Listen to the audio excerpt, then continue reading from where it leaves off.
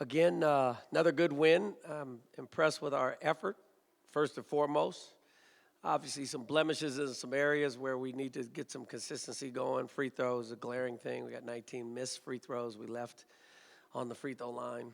So that's not good, but feel pretty confident that we can shoot that free throw pretty well. We just didn't do it tonight, and we did our last game, and we're pretty good in practice. So we're going to get an extra free throw session up tomorrow. Tomorrow they got a long day. And then we turn around and get right back after it against a very good team on Friday. So with that being said, wins with lessons, man. It's a good thing. So we're excited to play this next team too because they're a good team. Eastern Washington beat Stanford, as you guys know. I know Stanford's a little bit down. I think they had a couple guys out, but still to win on the road, a Pac-12 team is a good win. Shoot the ball from a lot of different positions, and they have some good bigs that can pick a pop, and they do some things that are going to be a challenge for us. So I'm going to head straight home and start watching film. I've only seen one game on them so far, so I got to finish that up. And you guys will be writing stories. We'll all be working tonight together. All right? So, first question. Mark, can you talk a little bit about Anthony's performance tonight and moving forward, his role with the team? Same role. You know, another small sample size of the athleticism and the energy and that he plays with. A little bit undisciplined at times, but reeling him in is going to be a process. But the better he gets it at that, I think like he gets the exciting dunk, and he goes down and fouls 30 feet from the basket. People remember the dunk. It was that was a great dunk. But it's like, yeah, okay, bro. let's play both sides of the game. And he does play both sides. I mean, he's a good player, man. He's a good player. We just got to keep him where he is right now, which is engaged in his own development, doing the right things, and locked in. So hopefully we'll keep that moving in the right direction. I feel like I'm leaning to my right here. Coach, you guys gave up 41 in the first half, only 22 in the second. Can you talk a little about the adjustments you made at that? Well, we felt like we didn't do a good job on a couple of their guys in the scouting report, and that's the second game in a row where we talked about something very specific in the scouting report, and we didn't get it done. So that doesn't work when you play teams that are a little bit deeper and better, and so we got to shore that up quickly. This will be a scouting game on Friday, for example.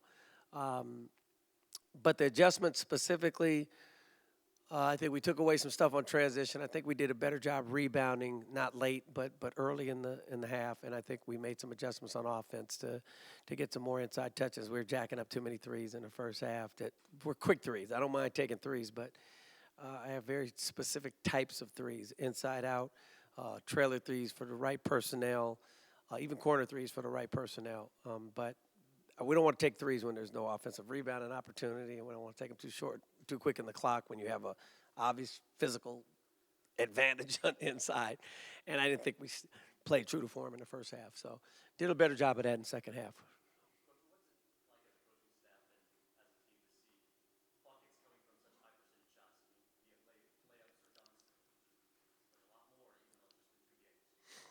Well,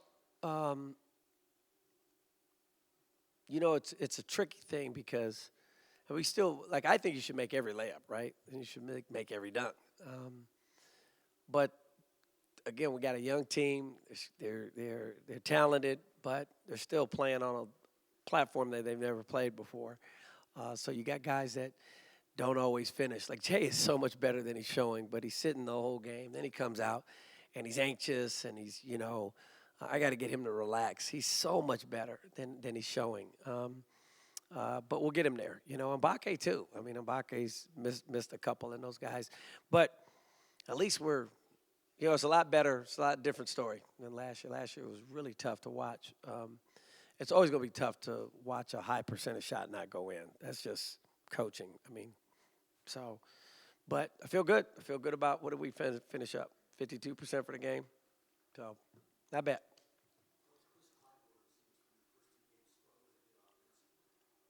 Yeah, but he's playing really good defensively. I thought tonight he was much more aggressive and active. He didn't knock down. He was 1 for 5 first half, 2 for 3 the second half. Yeah, because he ended up 3. Yeah, so he's 1 for 5 in the first half. But I tell him, hey man, just keep shooting because I know he can score the ball. But there's so much you can do to help your team win besides score points. That's the sexy part. That's the glitz, the glamour. That's what the highlights will be on the news. But you gotta win games doing some other stuff, man. Some little things. And he was the best defender on, I think he was the best one when we had him on Hamilton, number 14. When he wasn't on Hamilton, Hamilton was torching us. So, he brings things to the table that might not be. It's like an offensive lineman on a Super Bowl team. He's out there and you don't even know who he is. He can walk into a bar right after the place and nobody's gonna celebrate him walking in. But he's got a championship ring.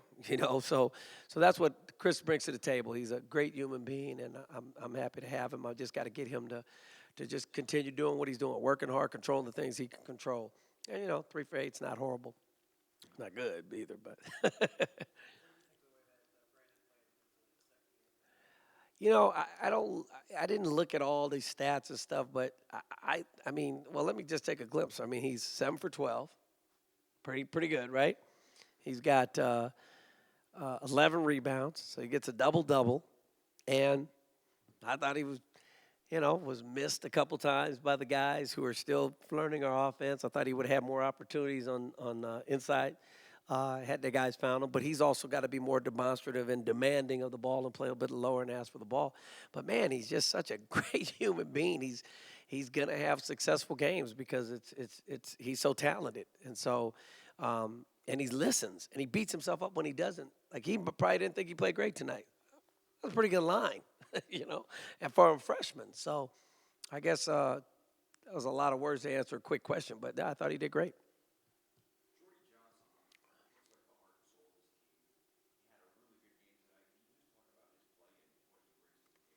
Yeah, Jordan is,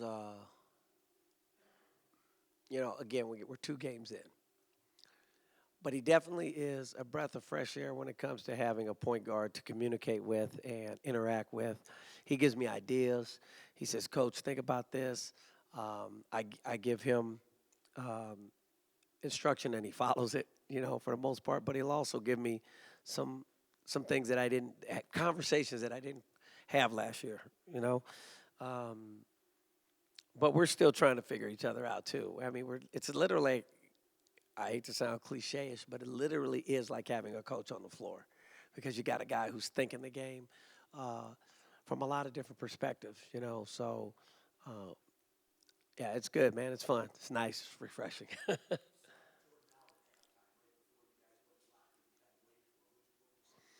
I got to try to remember. Oh, we were just talking about bridging our offense into from our transition game. We were kind of sticking on the ball on one side of the floor, and I think, that's his responsibility to give us better continuity so that our running doesn't get stopped. Like our running got stopped in the second half for a period of time there. And so I think we talked about that. And one time I barked at him about a positive bark, but he thought I was saying something different. So he kind of thought I was yelling at him. So I was like, relax. I said, and regardless of if I was yelling at you, your response was not appropriate. And he's like, my bad, coach, my bad. So he's wound up. I'm wound up. We're trying to win games, man. We want to fill the student section. We want to get some more folks in here. We want to get this thing rolling and winning and playing the right way with the high energy and exciting play. We'll do that. So I want that to happen. We both, him and I, want it to happen. So we'll continue to grow together as the season goes on. Couple nights, coach, you take on Eastern Washington. What are a couple of things that you're looking to improve on from tonight as you go into that matchup? Well, we got to challenge every 3 with them. They are faceted from their bigs.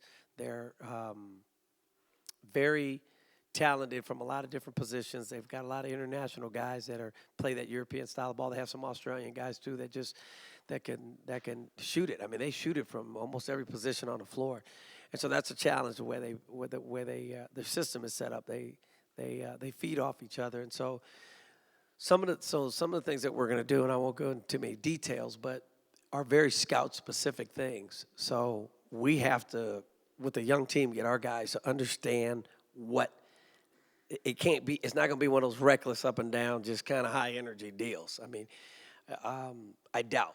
I think we're going to have some organized energy and some organized passion and confusion from creating confusion for them because they're good, you know. So we just people look at the name and maybe don't give it. It's not this historically big program, but I think they're going to have a great team this year. Javon Warren, he got a couple steals, drew a couple offensive fouls. How has he progressed defensively, maybe from the time he joined the program to now? Jovan wants to play perfect, and so when he doesn't, he can get a little down. Not too far because he's a pretty tough kid, but he's grown so much in understanding what we want from him. And he's one of the few guys I can yell at and cuss at, and he's. Did I say cuss? Sorry, misspoke.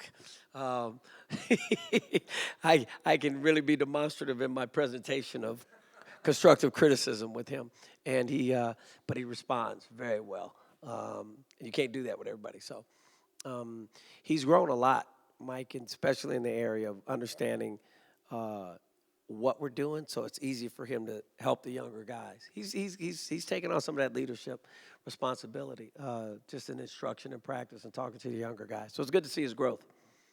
I had a long journey coming from Sacramento, California. Didn't play high school ball. Went junior college, community college, and at Feather River College. Did my 2 years, received my AA. In the process, I had kids. I have 3 beautiful girls. Actually, I have twins. And I got a full-ride scholarship and came here. And now I'm on a new journey.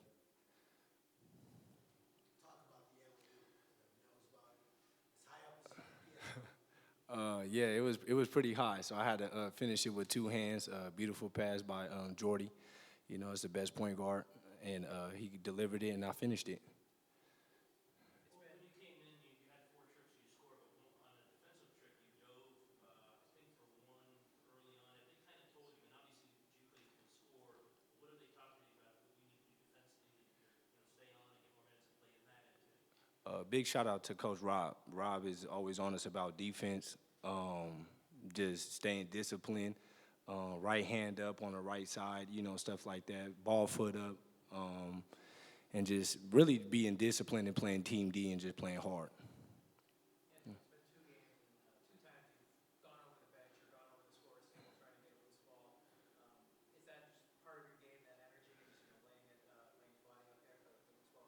Yes, of course. I grew up playing football, so I was always tough, and I just love just leaving my heart on the floor and just playing hard. What's it like to come into the game and have the energy there and have the entire team contribute that? Honestly, it's pretty much just to help the team off the bench. We might have a fast start, slow start, and you got a high energy player like myself coming off the bench is very good to a team, and I just leave it all out there for us so we could get a W. Joe, when you talk about the defensive approach there early on, of course, you guys were locked down. Basically, they didn't score for the first 6 minutes of the game. What was the approach coming out of the locker room starting the game? I think it was just knowing the scouting report. We knew they ran a lot of actions, and our plan was to blow up the actions as they occurred. And we knew they were going to run off a lot of screens, so we were just doing a great job of chasing them down and getting through the screens. Javon, you drew a foul, running around the screen. You got an offensive foul, and a couple other times you forced turnovers, playing defense. What's been your, is there been a progression from you defensively from last year to this year? Well, I shot 2 for 9, so you got to stay on the floor, so you got to do something at all times. But, yeah, I've worked on my defense a lot over the offseason, and I want that to be one of my staples going forward. So, Is that something that comes with more experience, just getting those little plays, knowing how to draw those fouls, and get those turnovers? yeah, that goes down the scouting report, just knowing what's coming. A lot of times I knew every action they were running, so every time it occurred, I knew what position I had to be in. Jojo, given the struggles of last year, how rewarding is it just to bury teams, regardless of the opponent? I don't really read too much into that. It's only the second game of the season. We gave up 40 points in the first half, so I wouldn't say we buried them. But, we got a lot of things to fix, so we have another one on Friday. So they're just going to keep coming. So we just got to continue to progress. Joe, on the talent level, playing with last year, I know it's only 2 games in, but getting on the floor with this team 2 games in as opposed to last season, what's it like for you?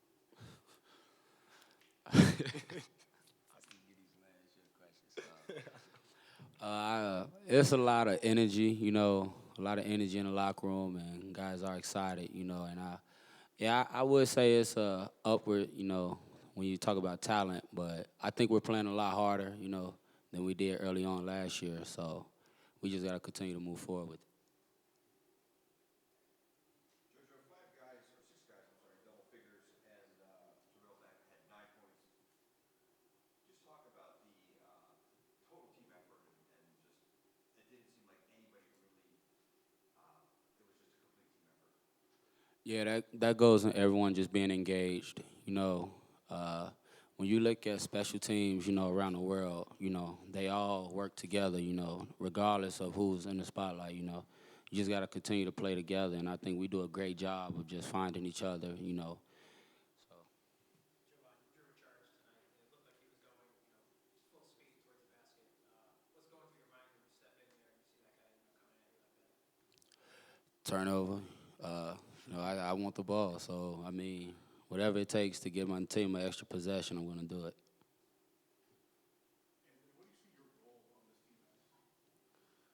Just pretty much what you see when I get on the floor, just heart, and just leaving it all out there, defensive minded first, and being able to do whatever it takes to help my team win. Given the depth of the team, when you get into the game, do you feel like you have to produce right away, or else another competent player is going to get your time? No, I just feel that if I do my job, it's because it's coach asking me to do my job, and that's part of just coming in and being productive. It's not really about another player because I'm doing it for my teammate. Whether I'm playing hard or whatever the case may be, it is for the team. So if I'm not doing my job, then somebody else is going to come up and do their job, and then we just keep it in a rotation.